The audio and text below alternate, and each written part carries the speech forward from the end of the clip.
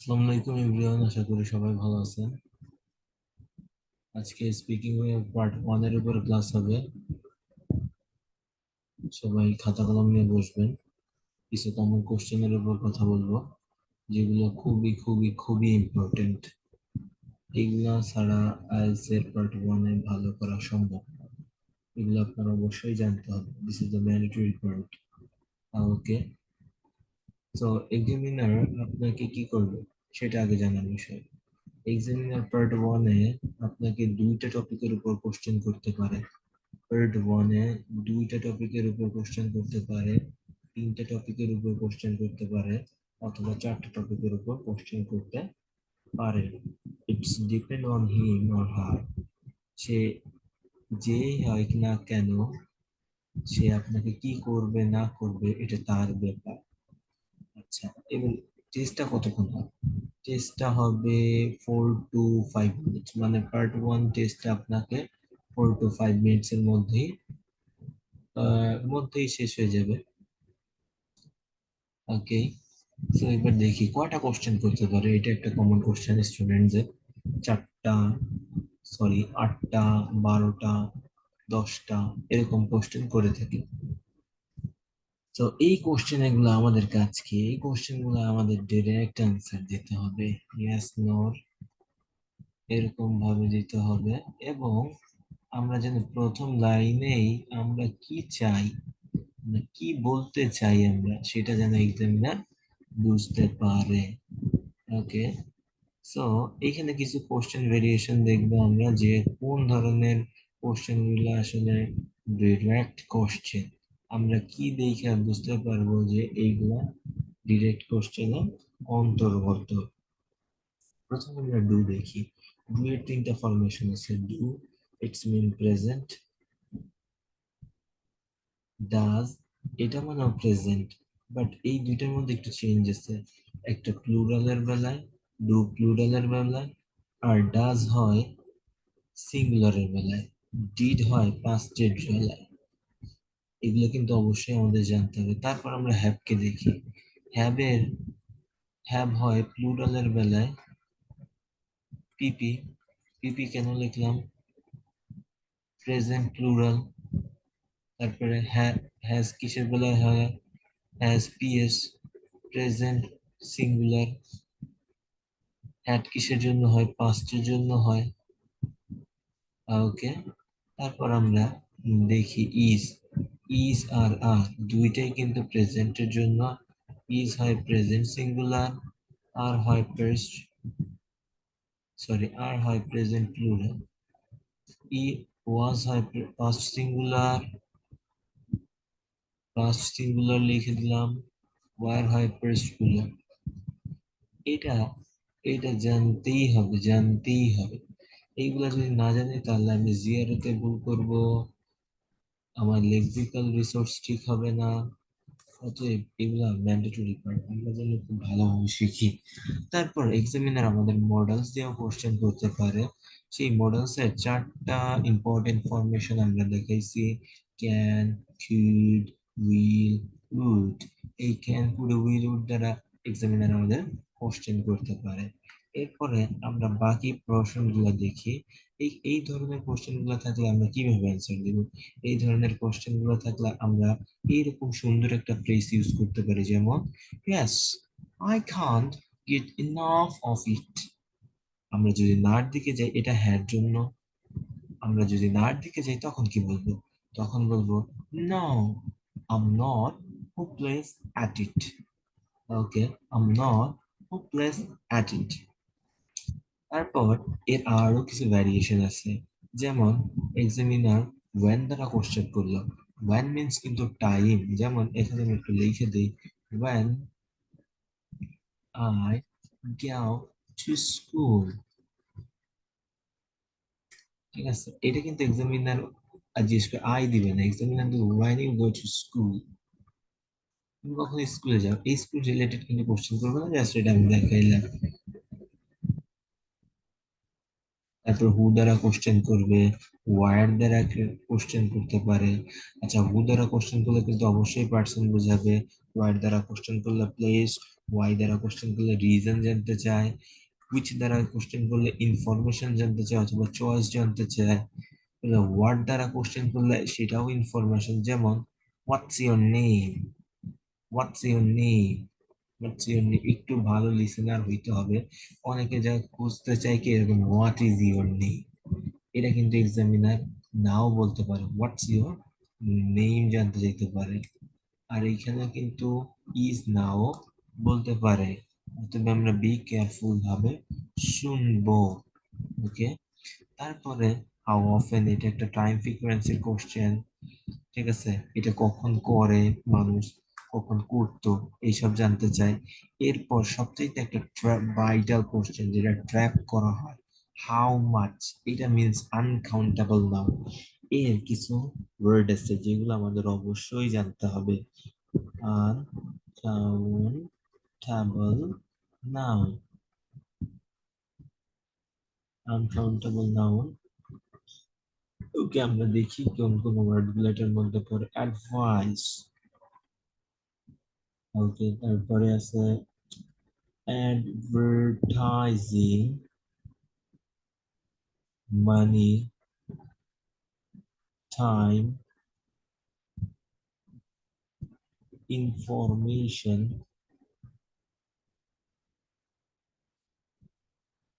Food, furniture,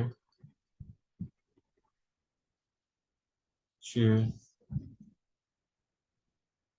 verbiage, shopping, traffic,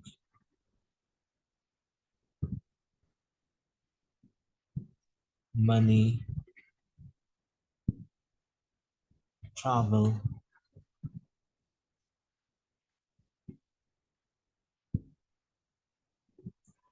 knowledge. Okay, আর যে একটা থাকতে পারে, আর বাকি আমার মনে নেই, এইগুলো আপনারা দেখবেন। আচ্ছা, এই নাউন গুলা থাকলে কি হবে? এই নাউন গুলা থাকলে অবশ্যই ভার্বটা প্লুরাল হবে। ওকে, ভার্ব প্লুরাল হবে। প্লুরাল ভার্ব কোনগুলা? আর হইতে পারে,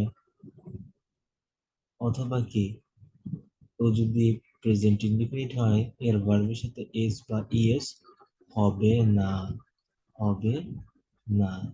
ওকে, এই ব্যাপারটা মাথায় রাখতে হবে যে এগুলা সিঙ্গুলারের মতো দেখাইলেও এগুলো আসলে প্লুরাল, এগুলো আসলে প্লুরাল। এইগুলা মুখস্থ করে ফেলবো, মুখস্থ না করে ফেললে আমরা কিন্তু এই ট্র্যাপে পড়বো।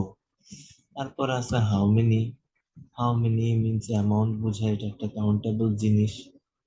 তারপরে how many times are visit this place, তুমি এই প্লেসটা কতবার ভিজিট করছিলা।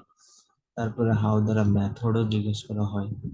ঠিক আছে, এই কমন কোশ্চেন গুলো আমরা পড়ে ফেলবো যাতে আমরা জানতে পারি যে পরবর্তীতে আমরা কি নিয়ে অ্যান্সারটা করব, আমাদের চয়েস কোনটা। আচ্ছা, এবার আমরা কিছু কমন কোশ্চেন দেখবো যেগুলো এক্সামিনার করে থাকে। যেমন ডু, ডু দ্বারা কিন্তু প্রেজেন্ট বোঝায়।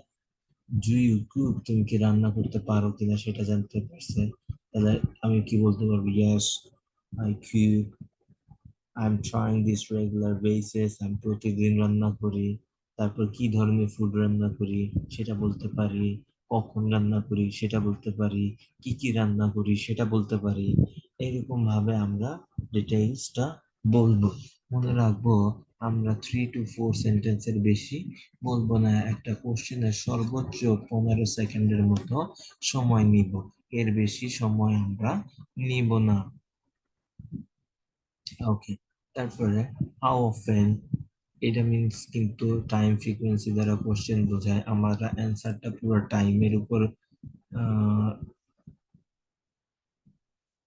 উপর বেস করেই দিব। ঠিক আছে, এটা সবাই মনে রাখবো। এবার জিও লাইক কুকিং, তুমি কি কুকিং করতে পছন্দ করো কিনা। ওকে, এইগুলাই, এইগুলো আমরা সবসময় পজিটিভ ওয়েতে দেওয়ার চেষ্টা করব। যদি মাঝে মাঝে নেগেটিভ দরকার হয় তাহলে নেগেটিভ ভেরিয়েশনই দিব। এটা মিলাই ঝিলাই করবো যাতে কোনো প্রবলেম না হয়। আমরা যেন স্যাম্পল না করি, ঠিক আছে? আমরা স্যাম্পল থেকে জাস্ট শুধু আইডিয়াই নেব, আর কিচ্ছু না।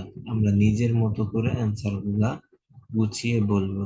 তবে কি, পার্ট 1 এর কোশ্চেন গুলো আমরা মুখস্থের মতো করে বলবো, কিন্তু এমন ভাবে বলবো না যেন এটা মুখস্থের মতো শোনা যায়।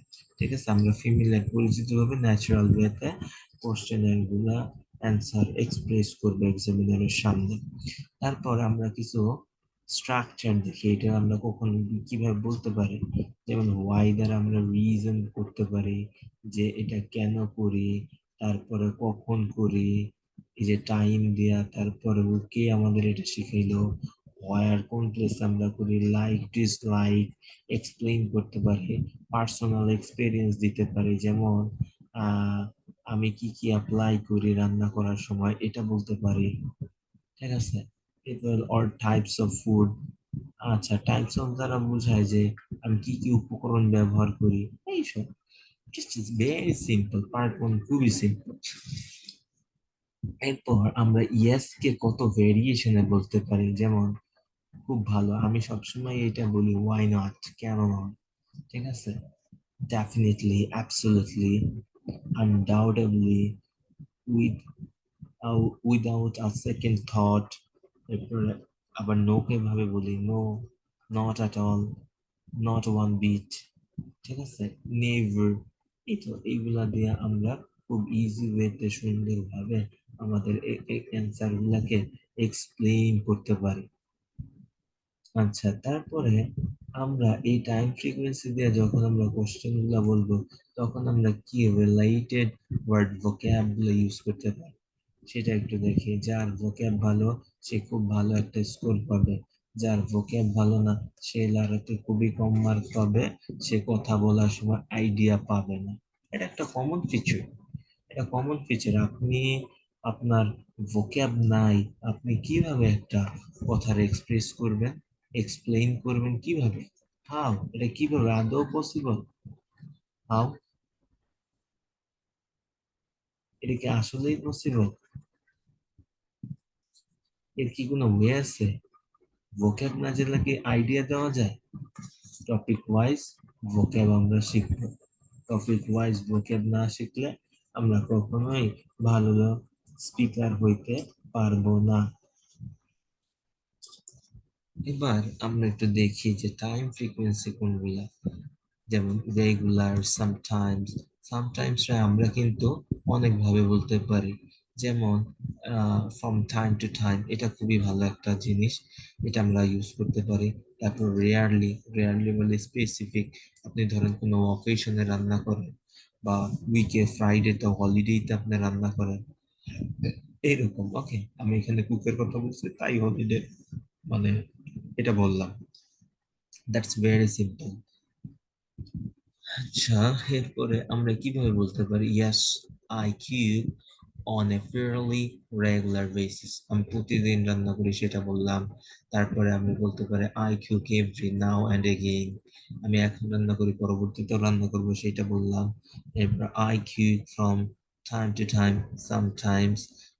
I cook once in a blue moon, আমি মাঝে মাঝে রান্না করি, এটা খুবই কম। ঠিক আছে, ইডোমেটিক এক্সপ্রেস, এই যে কিন্তু ইডোমেটিক এক্সপ্রেস ছিল আ ব্লু মুন। তারপর টাইম টু টাইম, এটা কিন্তু একটা ইডিওমেটিক এক্সপ্রেস, এটা আমরা শিখবো, এগুলো আমরা শিখবো।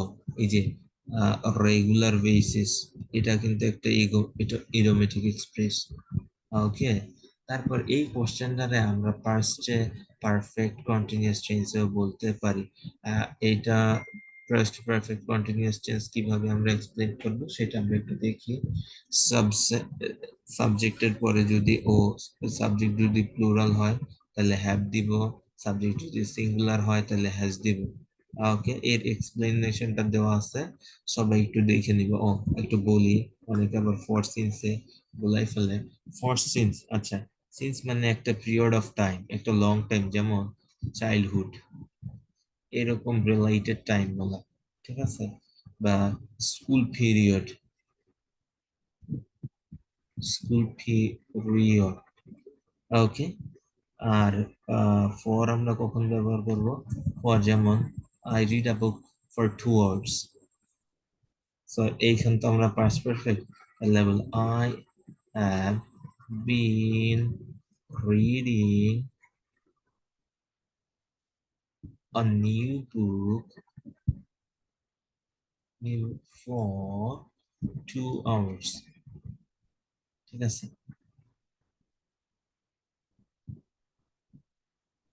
আর এটা আমরা সিন্সের বেলায় কিভাবে ইউজ করতে পারি সেটা একটু দেখাই, যাতে ক্লিয়ার হয়ে যায় ব্যাপারটা। এখানে আমরা সিন্সের বেলায় বলতে পারি সিন্স আই ওয়াজ চাইল্ড, আমি ছোটবেলা থেকে ভিড়ি। ওকে, ঠিক আছে, সিম্পল, এখানে আর কিছু নেই। আমরা সবাই এটা মনোযোগ দিয়ে পড়বো। ওকে, এবার আমরা নেক্সটে যাই। নেক্সটে আমরা এটার জাস্ট এক্সাম্পল দিচ্ছে, I have been living Dhaka since I was at school, আমি যখন স্কুলে পড়ি তখন থেকে আমরা ঢাকা আসলাম। আই ওয়াজ কিড, আমি যখন বাচ্চা ছিলাম তখন থেকে। এবার I have been living Dhaka for 2 years, আমি ঢাকাতে 2 বছর যাবত থাকি। তারপরে আই আলস ফেরিওয়ালা has been teaching for ages, এটা মিনস লং পিরিয়ড, অনেক দিন ধরে আমরা পড়াইতেছি। ওকে। তারপর লাইকিং এন্ড ডিসলাইকিং, লাইকিং এর অ্যান্সারটা কিভাবে দিতে পারি? I love it. I love ইট এটা বলার দরকার নেই, এটা খুবই কমন। আই অ্যাডোর ইটও কমন হয়ে গেছে। আমরা এইখান থেকে এই 3 নম্বরের থেকে একটু বলার ট্রাই করব। I am really into it, it বলতে এটা টপিকের কথা, আমরা টপিকের নামটা ডিরেক্ট বসাই দিতে পারি। যেমন এখানে কুক কুক করছিলাম, কুক বসাই দিতে পারি। এরপর রিডের কথা, টিচিং এর কথা পড়ছিলাম, সো টিচ লিখতে পারি। ওকে। তারপরে আই রিয়েলি কিন অন ইট, এই কিন অন কিন্তু খুবই ভালো একটা ফ্রেজাল ভার্ব, এটা শিখবো, এটা অবশ্যই শিখবো। তারপরে I am passionate about it. ঠিক আছে, এইগুলো খুবই সিম্পল, আমরা এটা শিখবো। শিখে শিখে খুব ভালো স্কোর করার ট্রাই করব। এসব গুলো না শিখলে আমরা কোশ্চেন বলার সময় ভ্যারিয়েশন আনতে পারবো না। আমার সবচাইতে যে অ্যান্সারটা ইয়েস বলার সময় ভালো লাগে সেটা হলো yes, I can get enough of it, এটা আমার খুবই পছন্দের। আর এটা একটা ইডিওমেটিক ফ্রেজ, এটা আমরা সবাই বলা ট্রাই করব। আর যেহেতু এর আরো অনেকগুলো সিনোনিম শিখাই দিছি, ওগুলো আমরা ট্রাই করব। ও অনেকেই আমাদের সার্ভিস নিতে চাইতেছেন। আমাদের সার্ভিস নেওয়ার জন্য হলে আপনাদের কষ্ট করে আমাদের হোয়াটসঅ্যাপ নাম্বার 01728785861-এ নক দিতে হবে, তাহলেই আপনারা আমার সাথে কথা বলতে পারবেন। Thank you. এবার আমরা আবার আমাদের পড়াশোনায় ফিরে যাই। এবার আমরা 4 নম্বরের দিকে তাকাই, এখানে অ্যাড রিজন দেওয়া আছে, কিভাবে আমরা একের পর এক রিজন আমাদের স্পিকিং এ যোগদান করতে পারে। আমরা কোনো একটা অ্যান্সার দিলাম, তারপর এক্সপ্লেনেশনটা দেখব। আমরা উপরে যে এক্সপ্লেনেশন দিছি তার একটা এক্সপ্লেনেশনে রিজন আমরা জানতে পারবো। এখন বিকজ ইটস ইট ইজ না লেখে কিন্তু ইটস লিখছে, এটা আপনার একটা মার্কিং দিবে। অতএব এই সকল কনস্ট্রাকশন গুলা আমরা শিখে নেব। Like a creative profession for me, এটা কি আমার জন্য একটা ক্রিয়েটিভ প্রফেশন, এই জন্য কি আমি এটারে সিলেক্ট করেছি। তারপর তারপর আমরা 5 নম্বরে দেখি যে পার্সন রিলেটেড কিছু বলতে পারি, এটা আমি কি কার কাছ থেকে শিখছি সেটা। I learned it following my father, ফাদারের কাছ থেকে শিখছি। কোনটা এই ক্রিয়েটিভ প্রফেশনটা? Okay guys. তারপর এট প্লেস, প্লেস আসলে সব জায়গায় দেওয়া যায় না, এটা ফ্রেন্ড রিলেটেড কিছু জিজ্ঞেস করলে দেওয়া যায়, ভিজিটিং রিলেটেড কিছু জিজ্ঞেস করলে দেওয়া যায়। ওকে, আপনারা এটা প্লেস বেশিরভাগ ক্ষেত্রে প্লেসের ক্ষেত্রেই ব্যবহার করা যায়। অথবা ফ্রেন্ডদের সাথে মিট করার বেলায় এই রিলেটেড কথাবার্তায় আপনারা এটা ইউজ করতে পারেন, তখন এই ইনফরমেশনটা দিতে পারেন, আদারওয়াইজ স্কিপ করাই ভালো। এই জন্য আমি এখানে কিছুই লেখি নাই। এবার নেক্সট, অ্যাড এক্সাম্পল। আমরা এক্সাম্পল দিতে পারি। কি ধরনের এক্সাম্পল? পার্সোনাল বেসড অথবা আদার্স রিলেটেড। যেহেতু পার্ট ওয়ানে আমরা আছি, পার্ট ওয়ানে, অতএব পার্সোনাল বেসড এক্সাম্পল দেওয়াই ভালো। আমরা পার্ট থ্রিতে অন্যরকম ওয়ার্ল্ড রিলেটেড, কানেক্টেড, আদার্স, ওইখানে কোনো ব্যারিয়ার নাই, আমরা আমাদের ইচ্ছা মতো ইউজ করতে পারি। ওকে, এবার নেক্সট আমরা যাই। এইখানে লেখছে last day I taught Nahi because he would face problem in speaking Persian. এই পোর্শনের আরো সিনোনিমাস সেগমেন্ট। ওকে, আমরা ওই রকম ইউজ করব। এবার নেক্সটে টক অ্যাবাউট পাস্ট। আমরা পাস্ট রিলেটেড কথাবার্তা বলতে পারি। Thank you. এবার আমরা নেক্সটে যাই। নেক্সটে আমরা আজকে যেহেতু লাইক ডিসলাইক নিয়ে কথা বলতেছিলাম, এবার আমরা ডিসলাইকের বেলায় কি ইউজ করতে হবে। যেটা ডিসলাইক করবো সেটা তো অবশ্যই নো হবে, সেই নো রিলেটেড আমরা একটা ইডিওমেটিক এক্সপ্রেশন শিখি, যেমন আই অ্যাম হোপলেস। আমরা এখানে বলবো হোপলেস অফ ইট। তারপর it's not a cup of tea, এটাও কিন্তু একটা ইডিওমেটিক এক্সপ্রেস, এটা অবশ্যই শিখবো। It gets on my nerves, এরকম আমরা শিখবো যখন আমরা আমরা যেটা নিয়ে বার্গেনিং এ যাব, যেটা নিয়ে আমরা না বোধক অ্যান্সারে যাব, সেইগুলাতে আমরা এটা ব্যবহার করব। এরপরে আমরা গিভ রিজন নিয়ে কিছু কথাবার্তা বলি। যেমন এইখানে নো ফ্যাসিলিটিস, যেখানে আমাদের না আছে সেখানে তো অবশ্যই কোনো ফ্যাসিলিটিস থাকবে না, কোনো অপরচুনিটিস থাকবে না, অথবা প্রবলেম আছে। এই রিলেটেড এর জন্যই তো আমরা জিনিসটাকে ডিসলাইক করি। ওকে গাইস, তারপর আমরা দেখি এরপরে যাই, 2 নম্বরে কি বলছে, compare with the past and now. এটা কিন্তু খুব একটা ভালো জিনিস। আমরা যদি যেটা পাস্টে এই জিনিসটার দাম 2 টাকা ছিল, নাও এটার দাম 5 টাকা হয়েছে, এটা এক্সপেন্সিভ হয়েছে। অথবা পাস্টে ওল্ড পিপলরা এটা করতো, এখন এটা চেঞ্জ হয়ে মডার্ন পিপলরা করে। ওকে, এরকম এই চেঞ্জেস গুলা আমরা দেখাইতে পারি। মনে রাখবো, আমরা কম্পারিজন দেখাইলে খুব ভালো একটা স্কোর পাবো ইনশাল্লাহ। এরপর আমরা দেখি গিভ প্রেডিক্ট ফর ফিউচার। আমরা প্রেডিক্ট করতে পারি যে, এমন আমরা এখন স্মার্টফোনটা ইউজ করি, এই স্মার্টফোনে 5G আছে, ইন ফিউচারে এটা 7G হবে, তখন আমরা রোবট রিলেটেড আরো ফাংশন পাবো, এআই রিলেটেড ফাংশন গুলা ফোনে পাবো, এরকম। ওকে, থ্যাংক ইউ গাইস। তারপর আমরা যাই। এরপর আমি কিছু কোশ্চেন টাইপ রাখছি। 1 নম্বরে যে কোশ্চেনটা রাখছিলাম সেটা হাউ অফেন দেওয়া শুরু হয়। হাউ অফেন তো টাইম রিলেটেড, উপরেই বলে আসছি। তো টাইম রিলেটেড কথাবার্তা আমাদের এখানে বলতে হবে। Do you go out with friends? Why not? এটা কিন্তু টাস্ক ওয়ানে দেওয়া আছে, মানে সরি টাস্ক ওয়ান না, পার্ট ওয়ানে দেওয়া আছে, আপনারা অবশ্যই দেখতে পারবেন। স্পিকিং বইগুলা যখন ওয়ান করবেন, যেহেতু ক্যামব্রিজের স্পিকিং পার্টে আপনারা গেলে এটা পার্ট ওয়ানে অবশ্যই দেখতে পারবেন। অতএব এক্সামিনারও কিন্তু আমাদের কাছ থেকে জানতে চায় ওয়াই এবং ওয়াই নট। আমরা যদি করে থাকি তাহলে বলবো ওয়াই, ইয়েস রিলেটেড কথাবার্তা।